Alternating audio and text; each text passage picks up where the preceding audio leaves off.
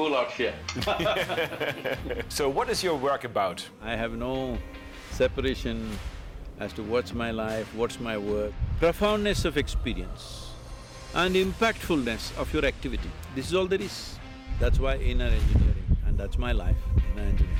Sadhguru, when did you suffer the last time? But I've never really had any personal suffering.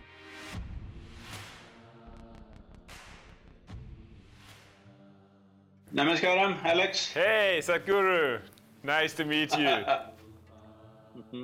How are you doing? I'm doing great. I'm here outdoors. I'm sorry the way I'm dressed because very sunny out here. Yeah, you're looking really cool, to be honest. Because the weather is also pretty cool out here.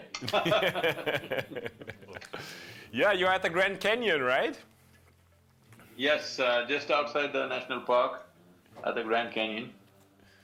To be honest, it's not so often for me to talk to a guru. When I'm thinking about a guru, I'm thinking somebody being in India, being in a temple, and now there's a guru in front of me sitting at the Grand Canyon in California doing a motorbike tour and wearing really fancy sunglasses.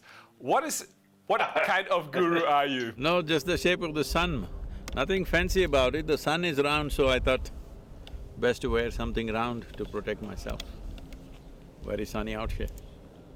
So, your entire life you have an amazing impact on people. Today, many people following your ideas about leadership, about self-development, about coaching. So, what is your work about? What's my work about? I think it's better you reframe that question as what is your life about? Because I have no separation as to what's my life, what's my work, what is my this and that, I just have life. So have you and so have everybody. You don't have anything other than your life. The only thing that you have is life, rest is all imagination. Right now, because a few things are collapsing, because of the pandemic, people are thinking their life is going away. Unfortunately, a million people have lost their life, that's a different matter. People have lost their dear ones, that's a different matter. Rest is all our making. The only thing we have is life. So how to make this life happen at its peak, every moment? Everybody has known some peaks. People have known peaks of happiness, joy, competence, ecstasy, compassion, love. Everybody has experienced this at some point. But the problem is sustainability, they are not able to sustain it. They hold those moments as cherished moments as if rest of the time they are not capable of it. This has happened simply… See, suppose because you're German I'm saying this, suppose you guys… you're making good cars, let me acknowledge you, I'm also driving one. Even my motorcycle is German right now. So, you're making good machines. Suppose you make a motorcycle or a car which starts only once a month it starts, rest of the time you can't start it. You will junk it or no? So right now people are like this, once in a way they are in their peak, rest of the time they are down, simply because they have not engineered themselves properly. So, my work and my life is about helping people to engineer themselves so that they are at the peak of their experience. Because when it comes to life, there are only two things, what you call as my life. Profoundness of experience and impactfulness of your activity, this is all there is. Without profoundness of experience, impactfulness of activity is hugely crippled. Without a strong experience within you, you cannot impact the world in a big way. So, activity is about impact. Life is about profoundness of experience. People may think, no, that's not what I want money, I want family, I want love, I want children, I want wife, I want husband. Well, all this you want only because you believe it will bring some profoundness of experience. So that's what I'm saying, how you do it is up to you. But profoundness of experience and impact in the activity maximum impact that we can create with activity is all there is in life. For this, you need to be a well-engineered machine. And That's why inner engineering, and that's my life, inner engineering. How do I get profoundness experience to have that inner strength in me? See, right now your whole experience of life is limited to 5 sense organs. What you see, what you hear, what you smell, what you taste, what you touch. From this you have gathered data. From that data, you're thinking things up. Right now, from where you come in Europe, too much significance has been given to human thought.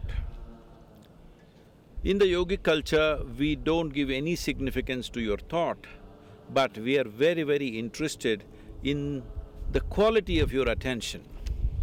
Because human attention is the most important thing. It is human attention which opens up doors. Most significant discoveries and realizations in the world happened when people had a very keen sense of attention. Say, for example, all these things happen in Europe, so I'm taking European examples. An apple fell, apples were always falling, an apple fell, somebody was attentive, not thinking, just attentive, and loss of gravity. Well, a man tired of his work went and got into a bathtub, water overflowed, you have loss of flotation. A coffee kettle boiled over, there you have the steam locomotive or steam engine. Like this, most significant scientific discoveries also happen when human beings had the attention, not thought process. Because thought is just recycling of your existing data, nothing new will come out of it. Thought is a way of exploring the permutations and combinations of what you already know.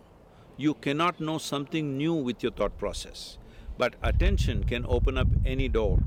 If your attention is keen enough, intense enough and can be sustained, there is no door in the universe that cannot be opened for you. So, yeah, how do I get that state? I mean, Albert Einstein already said you don't solve a problem where you created it, so how can I change that? Well, we sent you inner engineering online program. I heard you did only 1 or 2 sessions, see no attention. No, already 3 out of 7, yeah. And I really enjoyed it, I just started this week. See, today people are carrying attention deficiency as a badge on their sleeve. They say, my attention is only 2 minutes, 1 minute. Well, if you have no attention, you will not know life. Because involvement can happen only with attention. Where there is no involvement, there is no life. Anything for that matter. The food that you eat, the people who are around you, the work that you do, or anything in the universe, where there is no involvement, there is no experience of life. Involvement will not come without attention. Attention is needed. With thought, you always go away from what is there. You are in this place, you're thinking something else. When you go to that place, you will be thinking about this place. This is the nature of the thought, because thought is just recycling of the memory that you already have. So how do I get on another level, not to thought, to experience, to feel, to create my life? There are 4 more sessions. And to assist… To assist that, there are practices. Once you bring the necessary practices, you need to create a little distance between yourself and your psychological drama, yourself and your physiological drama. Why this distance is needed is, what you call as my body or your physiological structure is an accumulation of the food that you've eaten. Or in a way, it is a piece of the planet that you have gathered. Most people don't get this when they're alive. Only when you bury them, they seem to understand they are part of the planet. Till then, they don't get it. But actually, you're just a piece of the planet. It's a food that you've eaten here. So it's an accumulation. What you accumulate can never be you, it can only be yours. So this body belongs to you, but it's not you. But that's not how you experience it right now. You experience it as myself. Similarly, all the content that you have in your mind is also accumulated over a period of time. Through the sense organs, by seeing, hearing, smelling, tasting, touching, we have gathered information. What you acquire can belong to you, cannot be you. So if you create a distinction between what is you and what is not you, or in other words, if a little bit of space arises between you and your body, between you and your mind, then you are free from this entire process. Now you can conduct your body and mind according to your will. See, your body and mind are supposed to take instructions from you, but most of the people are…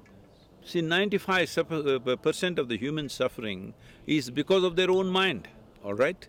Most human beings are suffering their own intelligence.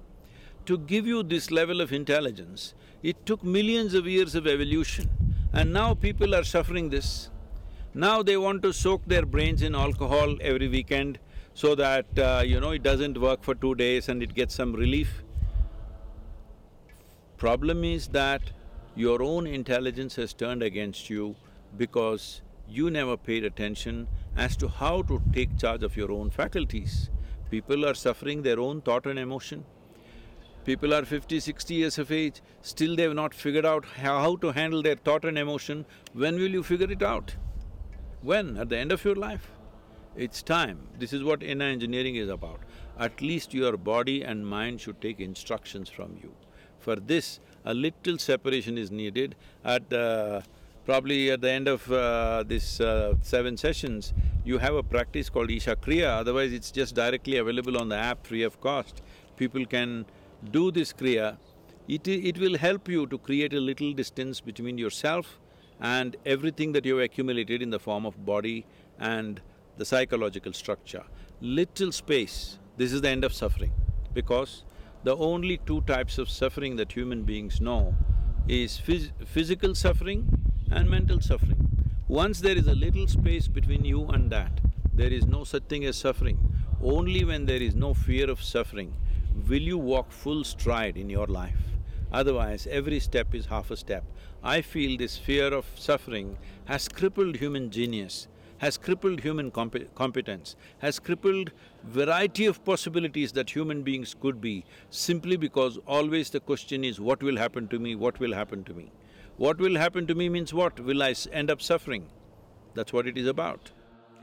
Yeah, it sounds too easy to overcome yourself and to understand that you are more than your own body, and that this helps to stop suffering. Can you give us more details? Why is it so important to understand that, and what does it really mean in this, that you really are more than your body? What are we at the end of the day when we are more than our bodies? So this is crazy. Now you are asking me what you are. Now this is a big problem.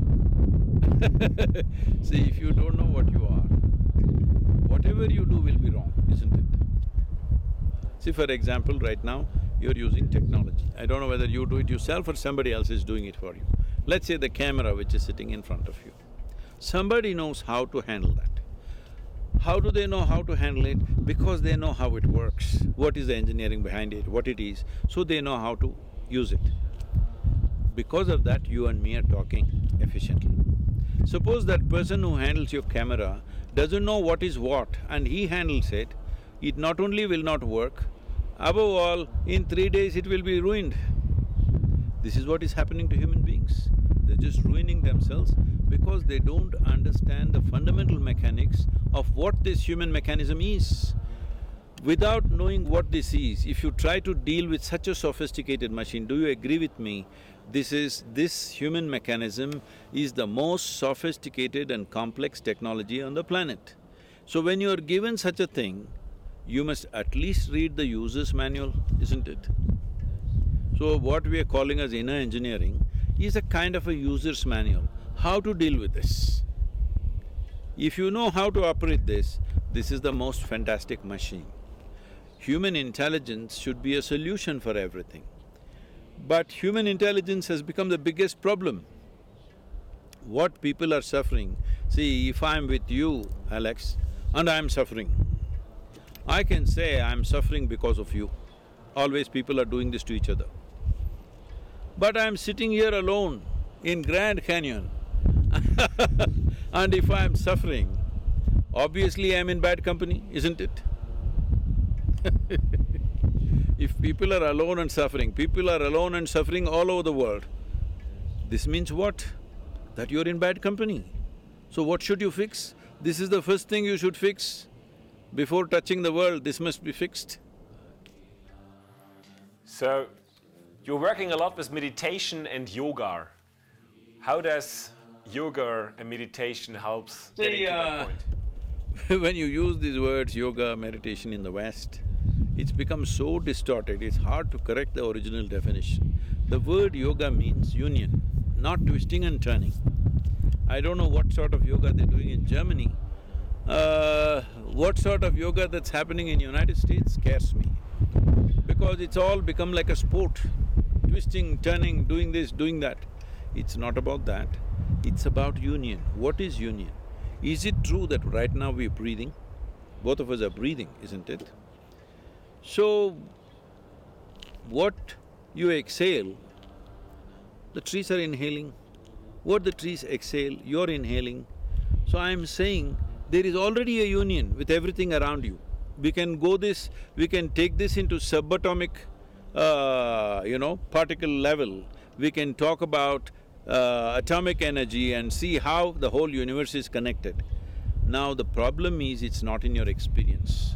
Right now, you think you are a small cubicle by yourself and you feel oppressed by the rest of the creation, not understanding the rest of the creation is sustaining you every moment. So yoga means what is already true, you realize and you begin to experience. You begin to experience that everything is one. I just used this simple process of breathing with trees and started a movement with which millions of trees have been planted right now, where the green cover in this particular state has gone up by 7 to 8% in the last 18 to 20 years' time, simply by people experiencing that what we exhale, the trees are inhaling. 1/2 of my breathing apparatus are actually hanging out on the tree, and it's a fact. But people don't experience it that way. When you experience everything as yourself, then you're in yoga. How you get there is up to you. Inner engineering is a scientific methodology as to how you can remove the barriers which is not allowing you to experience that. So, these barriers are systematically removed because these barriers are installed by you out of the fear or out of the instinct of survival. See, there are two fundamental forces ruling a human being. One thing is the instinct of survival. When the instinct of survival is up, you want to build a wall against the world. But there is also another dimension within you which wants to expand. If you're whoever you are, whatever you are, you want to be something more than what you are. If that something more happens, you want to be something more. This goes on endlessly. Even if I make… your name is Alexander, suppose according to, your namesake's ambition, I make you the emperor of this planet. Will you be fulfilled or will you look at the moon and the sun and the stars and the galaxies? You will look at it, isn't it? So, you have a longing. This is not installed by anybody, instilled by anybody. This is not a teaching or a philosophy. This is a natural longing in a human being to expand limitlessly. If you want to expand limitlessly, can you do it physically? If you try to do it physically, you will end up as a disaster like Alexander the Great, because half the world conquered, a miserable man, and in the end, an Indian mosquito kills him, all right? That too a female mosquito kills him because trying to physically expand will lead to a disaster. So once you understand your expansion or your desire is not about something more, it's about all. It is just that it's coming in installments in your mind. But actually, if you sit here and look at it, what would be absolutely fulfilling for you? You want to expand limitlessly. Limitlessness or boundlessness is not possible in the very nature of physical life, because physicality always happens with a defined boundary. If there is no defined boundary, there is no physical sense. So there is something within you longing to experience life beyond physical nature. Your tango with physical world is only because of the body that you have gathered, isn't it? It's only because of the body that you gathered, you have a certain relationship with the physical world.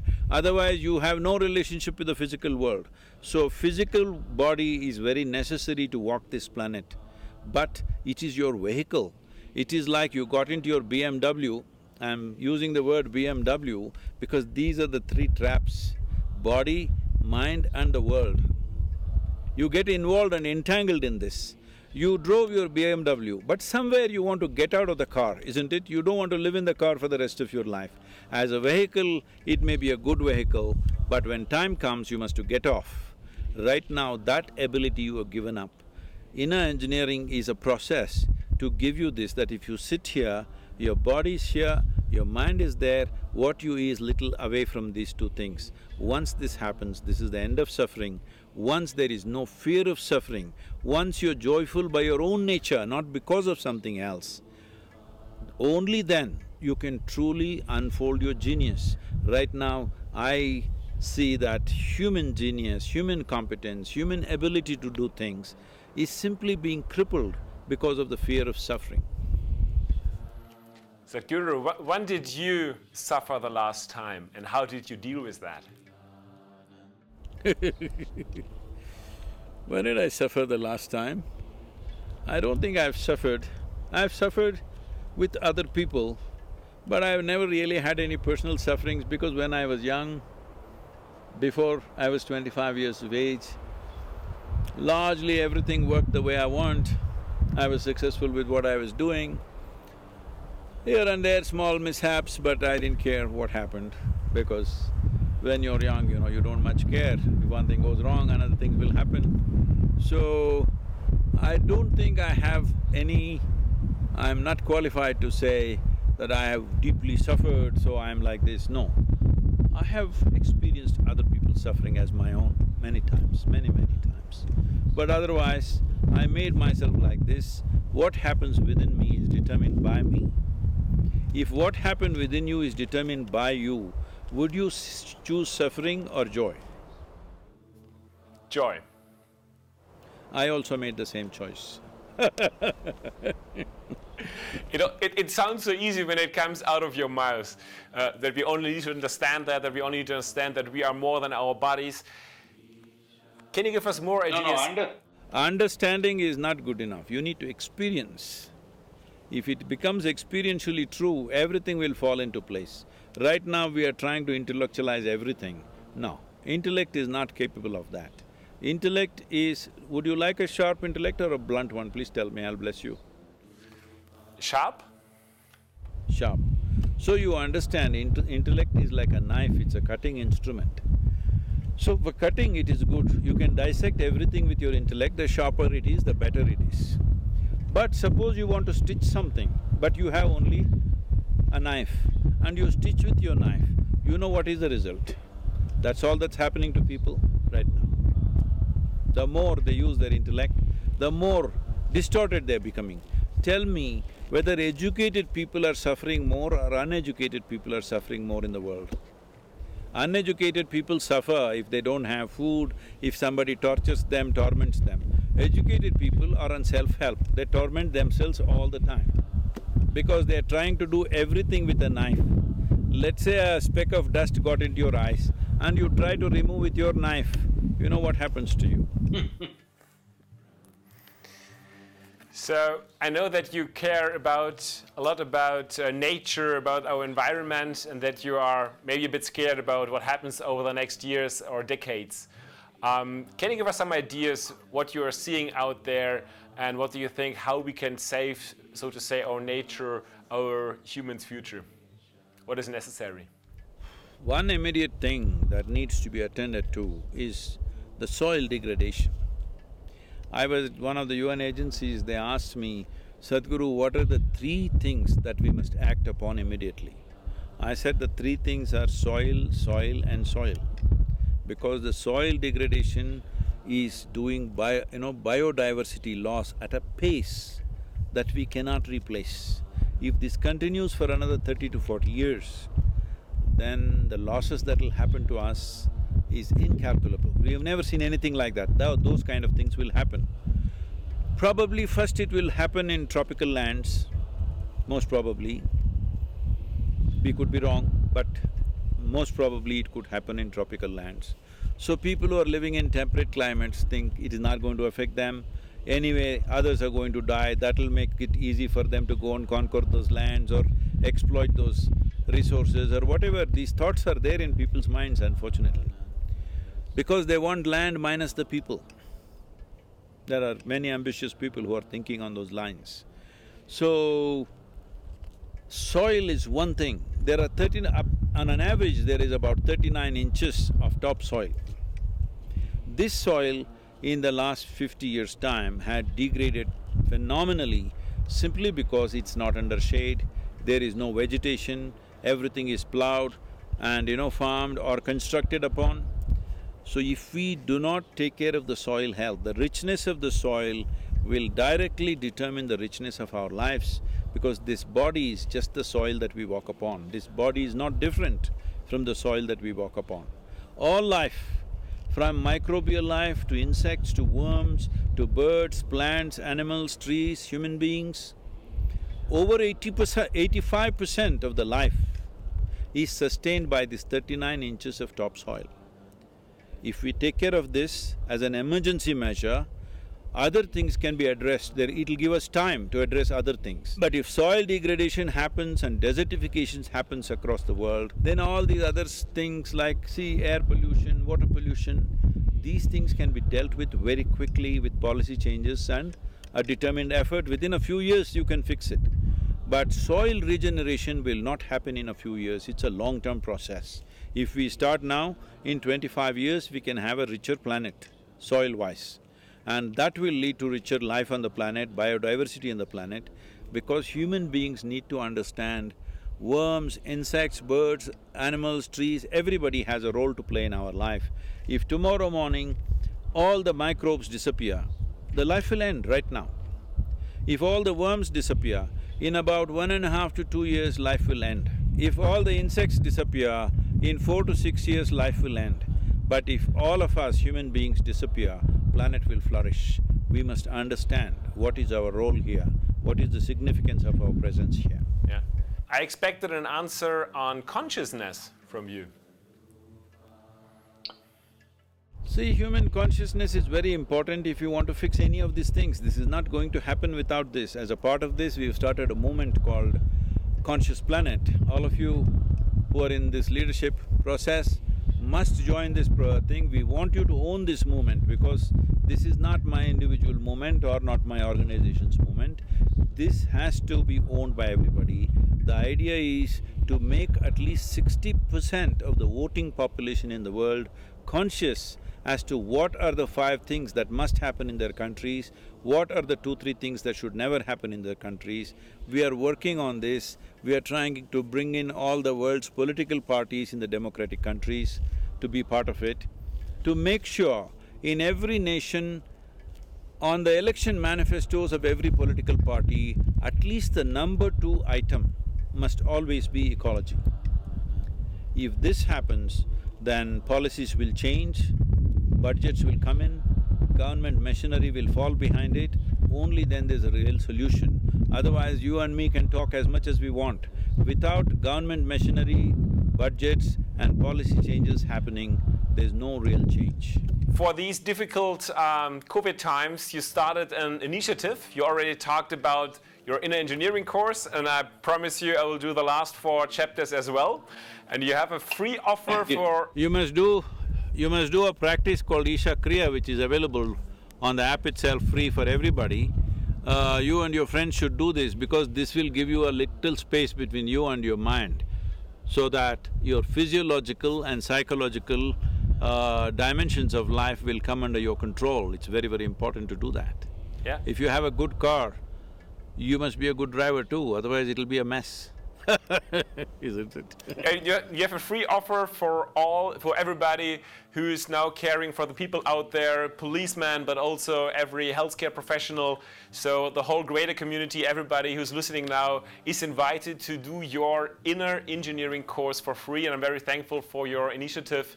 And everybody who's not a COVID warrior but interested in it as well, you have a special offer right now, which is 50% off, and I really can recommend it. And I'm very thankful for making that possible, Sadhguru. Thank you very much.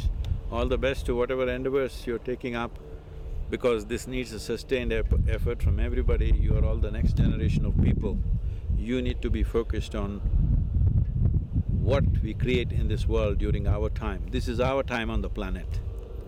What significant things we'll do, what wonderful things we will do, or what horrible things we will do is just in our hands. This is our time on the planet. We must make this the best time ever in the history of humanity. May I ask you one last question, Sadhguru? You have a lot of… Tell me. You have a lot of volunteers which are working for your Isha Foundation. They're helping people. We also educate people to get coaches, greater coaches. What is your best advice you give people who help other people to develop their own potential, to serve others? Your best advice? See, the best thing you can do is, it's not by advice, it's not by teaching that somebody will change around you. The best thing is that you must become an inspiring human being. Inspiring human being means you make yourself in such a way that 10 people around you aspire to be like you. They must see you as the ideal.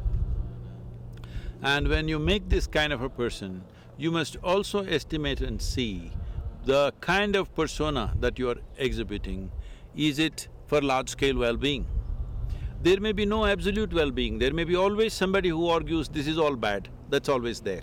But in your consciousness, have you fixed this, that you as a person is a conscious person who structures yourself in such a way that you are for maximum well-being on the planet, and that will naturally be inspiring.